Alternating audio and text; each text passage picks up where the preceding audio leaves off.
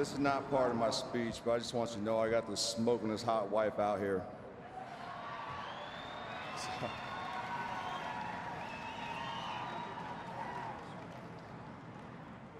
As I begin, I must first tell you that I'm a proud Southerner from Leesville, Louisiana. I am Hawaiian, and I'm humbled to be the first Kanaka Maoli to represent the people of Hawaii and the first Hawaiian to enter into the Pro Football Hall of Fame. I am a born-again believer through the resurrection of the blood of Jesus Christ. I proudly and humbly recognize that without God's grace and His blessings, I would not be here tonight. I thank the Pro Football Hall of Fame selectors for the privilege to be on the stage tonight, specifically Gary Myers, Paul Kaharski, and John Clayton, who covered me when I played and who fought for me to be here tonight. To the men on the stage and those who are no longer with us or could not be here, I thank you guys. For it is you who laid the foundation of the game that I love so much, and I wanted to be like you guys. Men like Dwight Stevenson, Mike Webster, Jim Otto, and Anthony Munoz. I studied you with the hopes that one day I could play on the same fields that you guys did, never once thinking in my life that I'd be a teammate for life. In many ways, today is the end of a journey that started 40 years ago, and yet today it signals the beginning of a new one that only God knows where this will take me. I've reached this destination today because of the people in my life who supported me from the beginning and who have been with me throughout my entire career. To my mom and dad, David and Linda Mawae.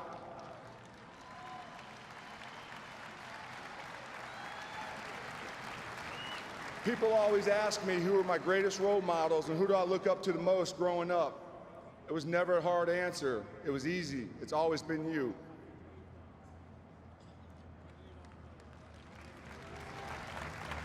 My dad was a career soldier in the U.S. Army, serving 23 years.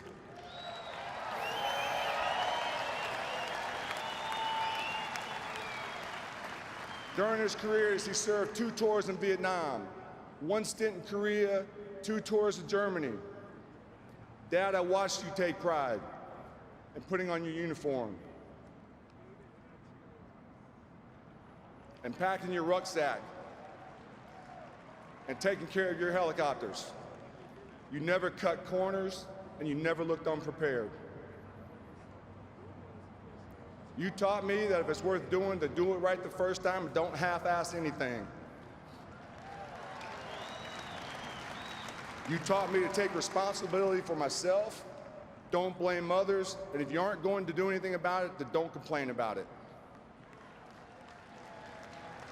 You taught me to never start the fight, but you taught me I better damn well finish it. You taught me the value of walking lightly and carrying a big stick, and those lessons are great lessons that still hold values in my life today.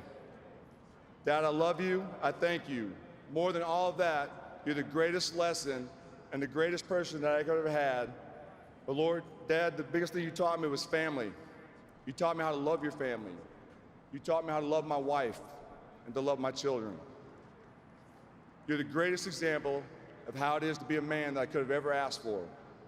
Whether I stood on this stage tonight or not, just know this, I'm proud to be your son.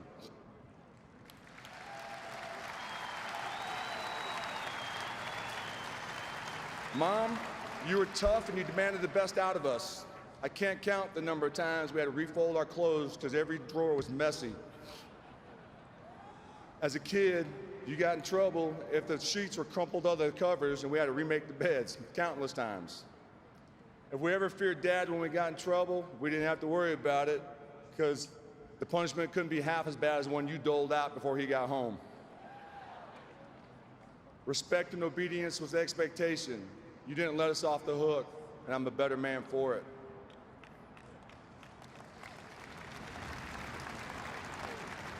Raising 4 boys, you learned to take the bumps and bruises along the way. You were our other teammate when there were odd numbers in front yard football. What other mom plays tackle football in the front yard with her sons? True story. She hit hard.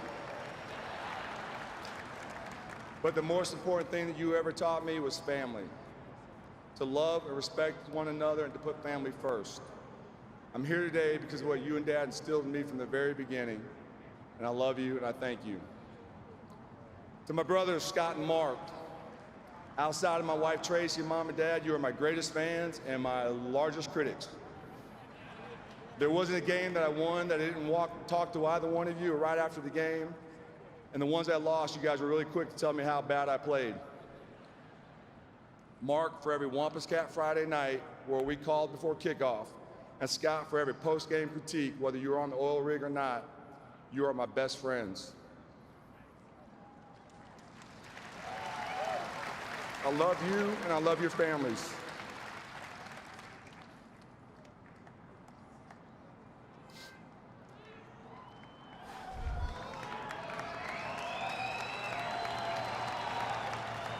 On May 5th, 1996, our brother was tragically killed in an alcohol-related car accident.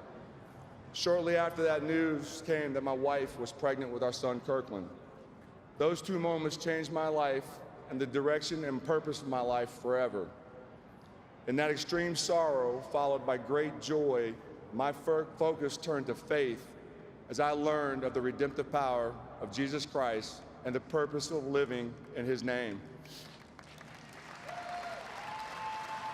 Whether it be through encouragement, wisdom, or resources, I learned that God can use one person to change the lives of hundreds and even thousands. My journey in football became a platform for the purpose of changing lives and sharing the gospel. My biggest regret is that our brother John never got a chance to see me play in the NFL and celebrate this night with us today. But I believe God has a special place in His skybox. He's looking down on us right now. John is not here, but he's never forgotten, and we love you. Phyllis and Carol Hicks, when it comes to in-laws, I hit the jackpot. I can never thank you enough for all the love and support and for all you've done for Tracy and I. Thank you so very much.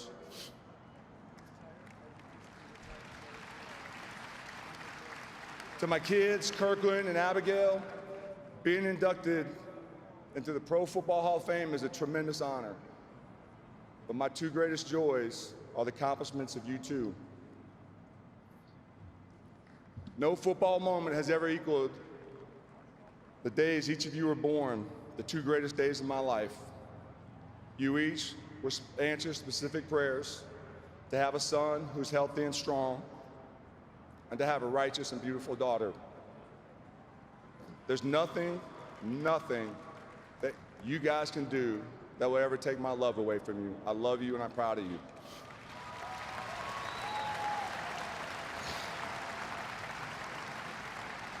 To my wife of 26 years, Tracy, there are not enough words that I can share with you or to tell this audience how much you have meant to me on the greatest journey that we've had together. Every training camp, every free agent visit, injury, surgery, every win, every loss, every contract negotiation, every home game and away games too, from LSU, Seattle, New York, and Tennessee, you have been my horizon. The landscape has shifted and the scenery changed, but you have always been the constant in my life, and you have been my true north.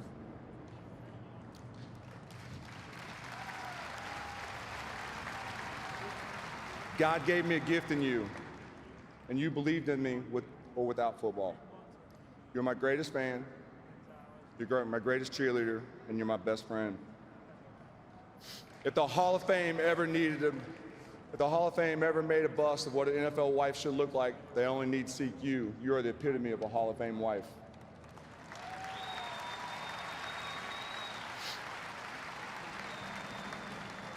That was the hard part. I got through that. Webster defines a journey as a traveling from one place to another, usually taking a long time. A journey is full of lessons and full of memories, good and bad, and those shape who we become. My journey began at the age of 8 in a small town of Hanau, Germany. It was with the Hanau Panthers that Coach Fred Moses ignited a fire in me that began the journey of a lifetime. At such an early age, I learned from Coach Moses a love for the game of football and how to respect the game. I learned to love the preparation, the plays, and the puzzle. I love putting on my uniform and lacing up my cleats. Coach Moses' rule was never to come through the gate without your cleats on and your attitude right. I learned to never step on the field without being ready to work. At 4 o'clock, even if Coach Moses wasn't on the field, you started practice. You start warm-ups, you run your routes, you go through your playbooks and go through your plays. And yes, at 8 years old in flag football, I had a playbook. It was on game days with Coach Moses that I learned how to prepare mentally for a game. He was the manager of the base movie theater, and on game day, he made the entire team sit in that theater, lights out, and mentally visualize what you're about to do and visualize the game. Run through your plays in your own mind. Think about what you're about to do next, and most of all, envision winning. I never played a game not taking that approach. Coach Moses, thank you for teaching me to love this game. For the very first practice, Coach Moses, I knew I wanted to play in the NFL, and who would have known that 40 years later, that journey would have brought me to Canton, Ohio.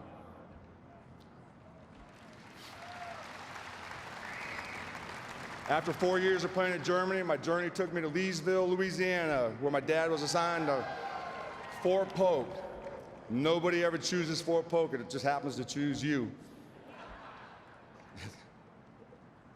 It's also called Fort Puke for some people, but it's okay.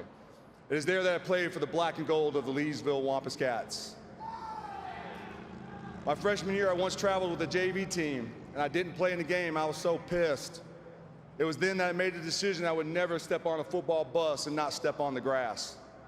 Not because I complained or threw a fit, because I had my parents call my coaches, but because I would work hard and do all I could, and that coaches couldn't not put me in next time. Coach James Williams from Leesville, that moment on the sideline taught me not only to believe in myself, but to earn what I believed in. Specifically, I want to thank my 2 head coaches at Leesville, Daddy Jack Andre and Brownie Parmley, and my offensive line coach, Tom Newbert. Each of you guided me and pushed me in ways that you will never know, and Friday nights in the Wampadone in West Central Louisiana will never be forgotten. To my teammates, my Wampus Cat teammates, to all the people of Leesville who supported me along the way, tonight I recognize you, I thank you, and you're going in the hall with me. While at LSU, we didn't see much success on the football field, but playing in the purple and gold will always and forever be a part of my journey. One of my first calls upon election into the Pro Football Hall of Fame was to the coach who recruited me to be a Tiger. It was the greatest call that I ever made. When he answered it, and I told him who I was, he started crying. He couldn't believe that I would call him on such an occasion. Joe Wessel, you believed in me, and I thank you. I want to thank Coach Mike Archer, who signed me to that 1989 signing class. You allowed me to continue on to fulfill a dream of a childhood, and I thank you. Coach Kenny Farrow, he's my first offensive line coach in college, and he is by far the best O-line coach that nobody has ever heard of. I thank you for teaching me the importance of techniques and strong fundamentals of offensive line play. You taught me the game of football starts from the ground up, feet first, and just as my football journey has taken many steps, you taught me literally that offensive line play is built upon 1,000 tiny steps. Now that I'm in the coaching ranks, I look back on how you coached us at LSU and what you meant to us. We were never just your players. We were always your boys. You taught me that if you love your players, they will return it with effort and execution. The relationship was more important than the coaching. You were the first coach, you were the very first coach that ever told me that I had what it takes to play in the NFL, confirming in me what I always believed in my heart. And I will never forget that, and I love you, Coach. Larry Zerline, you were a godsend when you got to LSU in my senior year. Times were tough in those last 3 years, but you brought me perspective. You showed me that a coach doesn't have to degrade you, dog cuss you, and demean his players to get them to perform. I leaned on you in that last season, and you challenged me to be a better player and a better leader. I'm thankful for that day, and even today, that I can still call you coach, but more important, that I call you my friend. Thank you, and I love you. Throughout my NFL career, I had the opportunity to play for some great coaches with whom I still have relationships today. legendary Tom Flores, you will be on this stage soon. And I thank you for drafting me to the Seattle Seahawks and giving me the opportunity to play in the NFL, and you made my childhood dream become a reality. Many people thought Bill Parcells was crazy for paying the center what he did when I became a free agent in '98. I think this moment right now proves that Bill was right all along. Bill taught me that not everybody gets treated, Bill taught me that everybody gets treated fairly, but not everybody has to be treated the same. He never let you get comfortable. I remember in 1998, we played the Kansas City Chiefs in Arrowhead, and we beat the Chiefs. Everybody's boarding the plane, laughing and joking around. And those of you that know Bill knows what he does. He looks at me and said, "Hey, Mawae, what the are you smiling at? I didn't bring you here to beat the Chiefs. You better start thinking about how you're gonna block Ted Washington next week." He confirmed to me that the idea of what you did today, what you did yesterday, looks good today, you've accomplished nothing yet. Bill, I thank you for what you did for my career. I'll never forget the lessons I learned from you, and I appreciate you. Herm Edwards, you taught me it's okay to be you, to play with a passion that is individually inherent to your own personality, but not to the detriment to your team or to disrespect the game. I thank you for our time together with the New York Jets, and I thank you even now as I'm a member on your staff at Arizona State. Forks up, Coach. Jeff Fisher of Floyd Reese, thank you for bringing me to Tennessee. It was a great place to end my career. You saw in me a leader and a culture changer.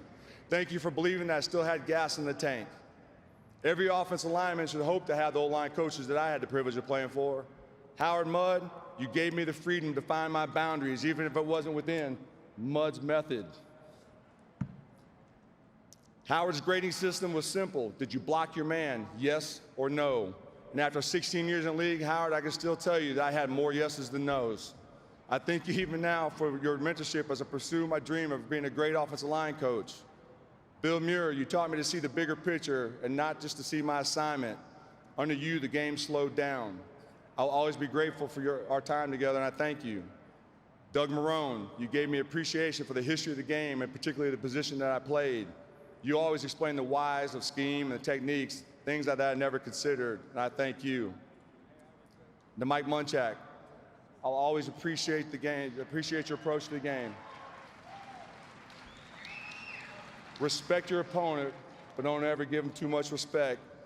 And it's not just good enough to be a pro, but be a professional in all that you do. As my career came to an end, I came to appreciate the stories of you when you came back from this very ceremony and what it meant to you as a Hall of Famer to be here. Today, I thank you for allowing me the honor of being your teammate for life. Thanks, Munch. On an occasion such as this, there are groups of people who must be recognized. To my agents, Mark Bartelstein and Rick Smith,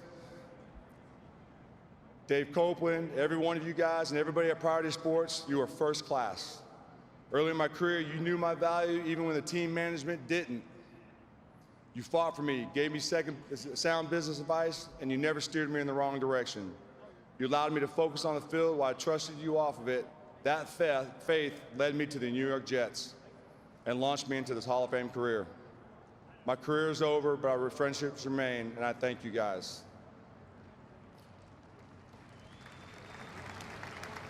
While at LSU, I learned from the late, great Jeff Boss that the most important person is, for all you young football players out there, the most important person in that building is your equipment manager.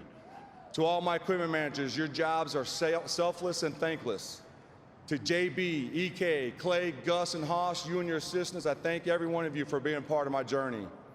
To all my athletic trainers, John Purdy, the late Jimmy Weitzel and late David Price, John Melody and Brad Brown, and all your assistants and your medical staffs, you always put me back together and you kept me on the field. I thank every one of you for being a part of my journey.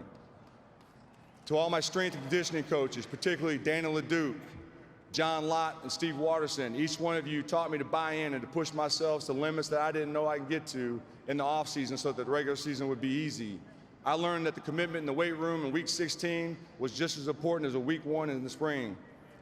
I know I had the career because of that emphasis, and I believe it then, and I even believe it now. Like John Lott always says, and I know he's listening, if you ain't cleaning and you ain't squatting, you ain't playing in the NFL very long. To my team chaplains, Carl Payne, Scott Matheny, and Reggie Pleasant, thank you for your spiritual guidance. Your unique calling to minister to professional athletes always gave me godly perspective, and I thank each and every one of you. In this group, I would be remiss not to mention one of my greatest friends and my personal pastor, Dino Rizzo.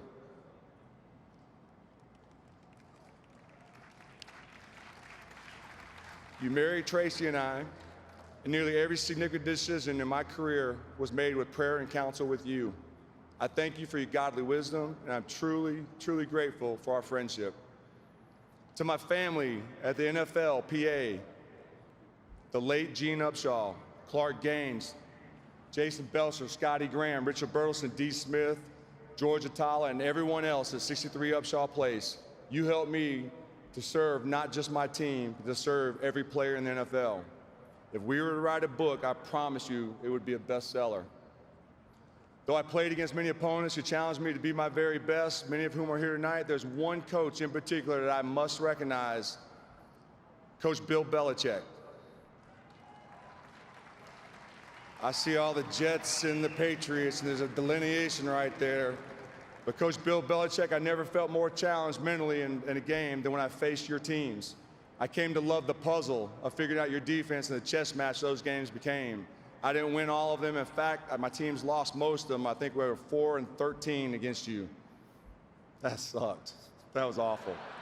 Still hate the Patriots. Everybody hates the winners.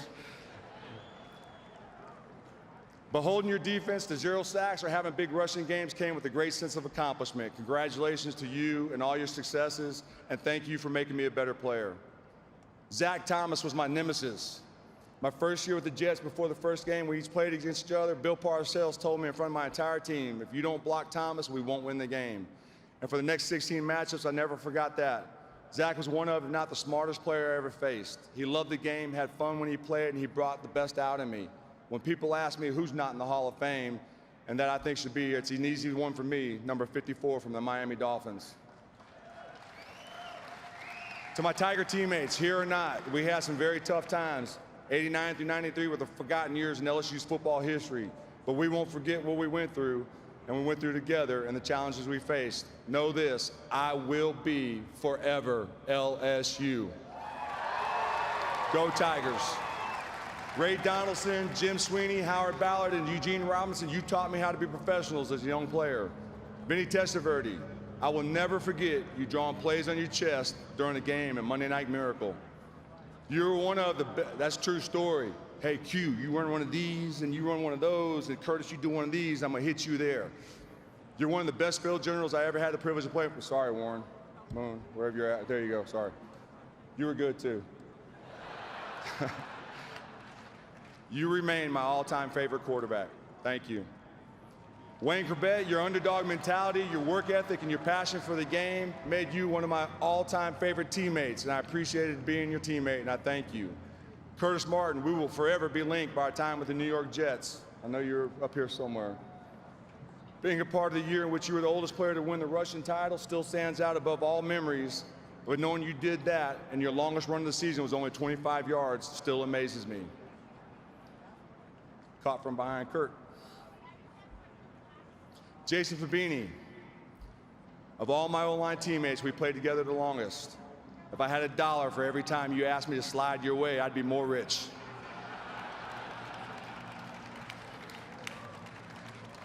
For 8 years, with the Jets, we accomplished many great things. We got oh so close to the Super Bowl. And I saw his face up here the other day. Early. If it wasn't for John Elway, you know, it is what it is. Thanks, John. Grant Williams and Rick Lyle. Our relationships go well beyond the playing field. I had over 1,000 teammates, but you are two of my best friends and you're my brothers for life, and I love you both. Thank you, guys. Michael Roos, Jake Scott, Eugene Amano, David Stewart, Algie Crumpler, Ahmad Hall, Kerry Collins, Vince Young, and Chris Johnson. And the rest of my Titans teammates, who could forget CJ2K? You all helped make my last year one to remember. To all my teammates, if you're here, please stand up. All my teammates, if you're here, please stand up. All of them.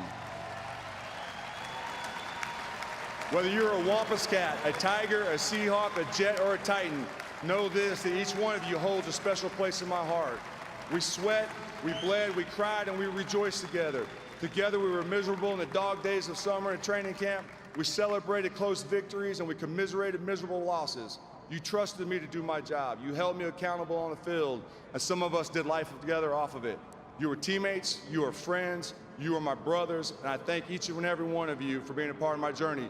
We did this. Kevin didn't do this, we all did this. Thank you.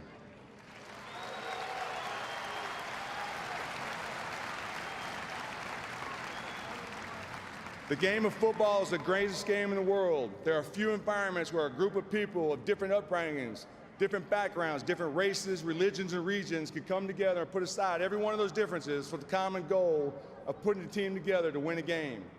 And in that process, each one of us finds out about something of ourselves and finds answers to some of life's most difficult questions.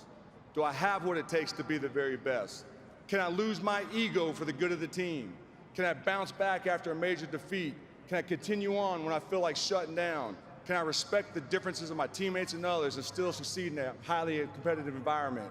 Can I work with others that I don't like just because it benefits everybody else and not just me? Am I willing? Can I give more of myself, and I'm willing to sacrifice so somebody else can be successful? The game of football taught me accountability, it taught me discipline, sacrifice, and selflessness. It developed in me grit, tenacity, and confidence. It challenged my faith, it grew my loyalty, it sealed my legacy.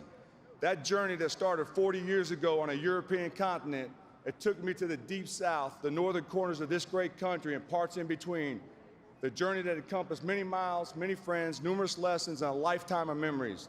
Today, that journey finally ends. Today, I stand at the doorstep of football immortality. I knock on this door and I tell all of you, I am home. Thank you guys very much. Thank you.